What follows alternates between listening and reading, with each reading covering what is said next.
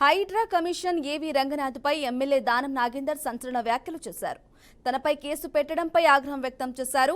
ఆయనకు కొత్తగా వచ్చిన పదవి ఇష్టం లేనట్లుందని, అందుకే తనపై కేసు పెట్టారని మండిపడ్డారు.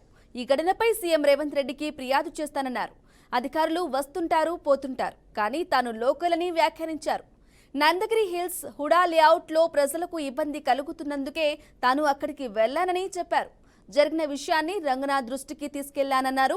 నందగిరి హిల్స్ హుడా లేఅవుట్ ఘటనపై అధికారులకు ప్రివిలేజేషన్ నోటీసులు ఇస్తానన్నారు. అధికారులపై చట్టపరమైన చర్యలు తీసుకుంటానన్నారు. ప్రజాప్రతినిధిగా తన నియోజకవర్గంలో ఎక్కడికైనా వెళ్లే హక్కు ఉందన్నారు. తనను అడ్డుకునే అధికారం ఏ అధికారికి లేదని దానం ఫైర్ అయ్యారు.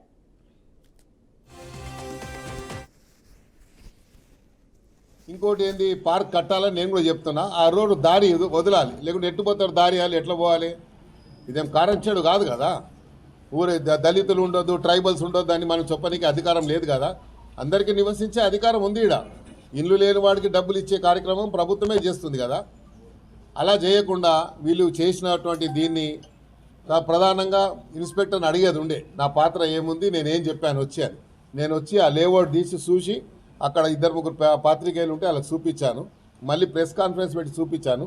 అదే కాపీని నేను రంగనాథ్ గారికి పంపించాను, వాట్సాప్లో పంపించాను.